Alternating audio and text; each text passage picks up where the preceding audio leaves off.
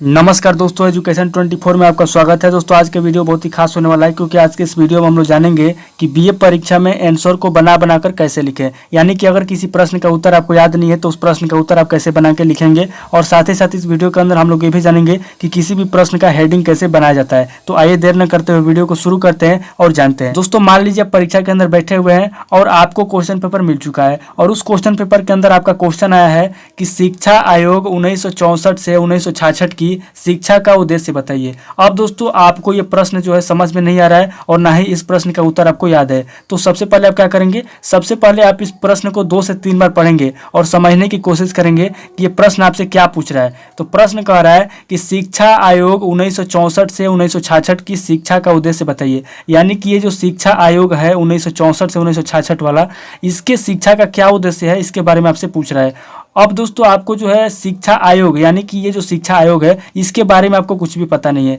तो इस कंडीशन में आप इस प्रश्न का उत्तर कैसे लिखेंगे और हेडिंग कैसे बनाएंगे, इन दोनों बातों को मैं अभी बता रहा हूँ। देखिए सबसे पहले आपको क्या करना है, अगर आपको इस प्रश्न का उत्तर पता नहीं है तो सबसे पहले आपको ये करना है कि आपको जो है ये देखना है कि आपको जो इसमें से जो भी शब्द आपको दिया गया है उसमें से आप क्या जानते हैं। जैसे यहाँ पे शिक्षा आयोग 1964 से 1966 है और उसके बाद कह रहा है कि शिक्षा का उद्देश्य बताइए। दोस्तों अगर आपको ध्यान दीजिए, अगर आपको इसके बारे में नहीं पता है, यहाँ से यहाँ तक शिक्षा आयोग 1964 से 1966 के बारे में अगर आपको पता नहीं है तो कोई बात नहीं। अगर आपको यहाँ से यहाँ तक पता है शिक्षा का उद्देश्य, अगर आपको ये जानते हैं यानी आपको अगर शिक्षा का उद्देश्य पता है, अगर आप इसके बारे में जानते हैं तो आप जो है इसका उत्तर अच्छे तरीके से लिख पाएंगे। और अगर ये क्वेश्चन अगर 10 नंबर का है तो दोस्तों मैं गारंटी देता हूँ कि आपको इसमें से 7 से 8 नंबर पक्का मिलेगा। 7 से 8 नंबर आपका कोई नहीं काटेगा। तो आइए समझते हैं कि किस तरीके से हम इसको बना करके लिखेंगे और आपको किस तरीके से इसका हेडिंग लिखना है। तो दोस्तों देखिए अब आपको क्लियर हो गया कि आपको शिक्षा का उद्देश्य पता है कि शिक्षा का उद्देश्य क्या है और अगर हम शिक्षा नहीं लेते हैं तो उससे क्या हानि होगी, क्या फायदा होगा, शिक्षा का उद्देश्य क्यों जरूरी है,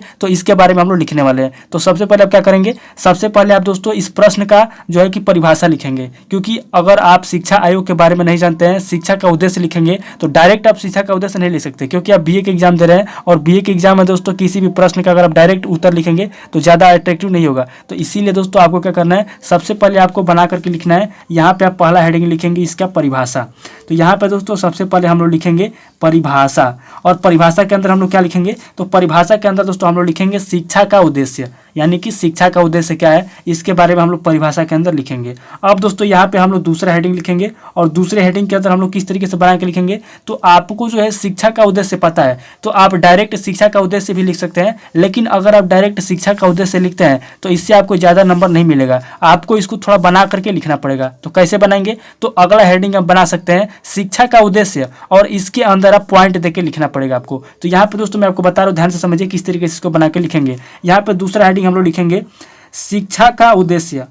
शिक्षा का उद्देश्य ये हमारा हो जाएगा दूसरा हेडिंग। अब दोस्तों दूसरा हेडिंग हमारा शिक्षा का उद्देश्य हो गया तो इसके अंदर शिक्षा के जो भी उद्देश्य हैं उसके बारे में हम लोग लिखेंगे और इसके अंदर यानी दूसरा हेडिंग जो है इसी के अंदर हम लोग point number 1, point number 2, point number 3 इस तरीके से लिखेंगे। तो पहला पॉइंट इसके अंदर हम लोग लिखेंगे बना करके। अब देखिए शिक्षा का उद्देश्य है तो शिक्षा का उद्देश्य हमारे जीवन में किन किन क्षेत्रों में काम करता है इसके बारे में हम लोग लिखेंगे। तो दोस्तों देखिए या तो आप शिक्षा का उद्देश्य लिख दीजिए डायरेक्ट, या फिर अगर आप चाहें तो शिक्षा के उद्देश्य में अगर आप चाहें तो एक हेडिंग में लिख सकते हैं या फिर आप पॉइंट देके भी लिख सकते हैं। तो लेकिन अगर आप शिक्षा का उद्देश्य डायरेक्ट अगर क्वेश्चन के अंदर पूछा है तो आप डायरेक्ट शिक्षा का उद्देश्य लिख दीजिए और यहाँ पे आप तीसरा हेडिंग डालिए। यहाँ पे जो पॉइंट में दिया हूँ इसको रहने दीजिए, आप यहाँ पे तीसरा हेडिंग लिखिए और तीसरे हेडिंग में लिखिए शिक्षा का उद्देश्य आपका हो गया। अब शिक्षा का महत्व लिखिए कि शिक्षा का महत्व क्या है। चूंकि क्वेश्चन के अंदर आपसे शिक्षा का महत्व नहीं पूछा गया है, लेकिन आप ध्यान देंगे तो क्वेश्चन जो है शार्ट करके पूछा गया है, जबकि क्वेश्चन आपका दीर्घ उत्तरीय प्रश्न का है। यानी कि दीर्घ उत्तरीय प्रश्न का क्वेश्चन है लेकिन आपसे छोटा करके पूछा गया है ताकि आपको कंफ्यूज करने के लिए पूछा गया। कंफ्यूज करने के लिए इस तरीके क्वेश्चन पूछे जाते हैं। तो यहाँ पे आप लिखेंगे शिक्षा का महत्व। तो यहाँ पे दोस्तों हमारा तीसरा हेडिंग हो जाएगा शिक्षा का महत्व। अब दोस्तों समझिए, अब यहाँ पे शिक्षा का महत्व हम लिख लिए तीसरा हेडिंग। अब इसके अंदर आप क्या लिखेंगे, तो शिक्षा के जो भी महत्व है उसके बारे में आप लिखेंगे कि शिक्षा के क्या महत्व है। और उसके बाद से इसके अंदर हम पॉइंट देके लिखेंगे कि शिक्षा का महत्व हमारे किन किन क्षेत्रों में है। तो यहाँ पे दोस्तों हम लोग पहला पॉइंट देके लिखेंगे शिक्षा का महत्व हो गया। अब यहाँ पे लिखते हैं दोस्तों हमारे दैनिक जीवन में शिक्षा का महत्व। तो यहाँ पे दोस्तों इस तरीके से लिखे हम दैनिक जीवन में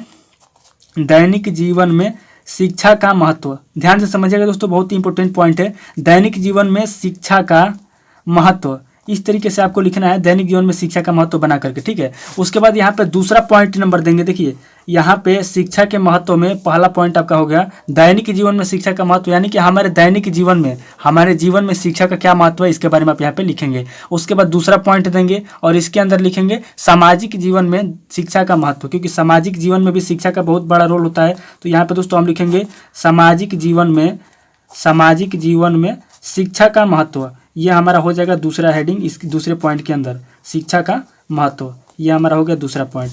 तो पहले हम लोग दैनिक जीवन में शिक्षा का महत्व लिख लिए, फिर उसके बाद सामाजिक जीवन में शिक्षा का महत्व लिख लिए। अब दोस्तों अगला जो हमारा पॉइंट होगा उसके अंदर दोस्तों लिखेंगे हम लोग आर्थिक जीवन के अंदर भी लिख सकते हैं या फिर पारिवारिक जीवन के बारे में भी लिख सकते हैं। तो यहाँ पे दोस्तों हो जाएगा हमारा पारिवारिक, ध्यान से समझिएगा, पारिवारिक जीवन में शिक्षा का महत्व, पारिवारिक जीवन में शिक्षा का क्या महत्व है इसके बारे में हम लोग लिखेंगे।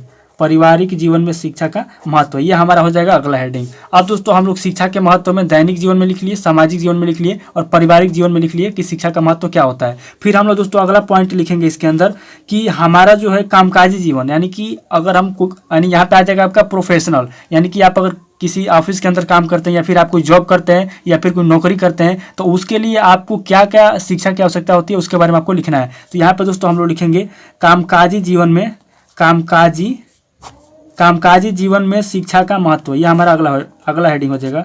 कामकाजी जीवन में शिक्षा का महत्व, ये हमारा हो गया अगला हेडिंग। तो दोस्तों हम लोग क्या किए कि हम लोग जो तीसरा हेडिंग लिखे हैं शिक्षा का महत्व, इसके अंदर हम लोग 4 पॉइंट लिखे, ध्यान से समझिए। इसके अंदर हम लोग 4 पॉइंट लिख लिए, दैनिक जीवन में शिक्षा का महत्व, सामाजिक जीवन में शिक्षा का महत्व और पारिवारिक जीवन में शिक्षा का महत्व, कामकाजी जीवन में शिक्षा का महत्व। तो इस तरीके से दोस्तों हम लोग हेडिंग बना लिए। अब दोस्तों हम लोग क्या करेंगे, अब हम लोग क्वेश्चन को पहले पढ़ लेंगे कि अब हम लोग क्या बना सकते हैं। तो कह रहा है कि शिक्षा का उद्देश्य। दोस्तों देखिए पहले तो आपको ये समझना है कि आपको जो है इसका सटीक उत्तर पता नहीं था, क्योंकि यहाँ पे डायरेक्ट पूछा है शिक्षा आयोग, लेकिन हम लोग लिख रहे हैं शिक्षा का उद्देश्य, क्योंकि हमको केवल इतना ही पता है कि शिक्षा का उद्देश्य क्या होता है। हमको केवल इतना पता है, हमको शिक्षा आयोग 1964 से लेकर 1966 के बारे में नहीं पता है।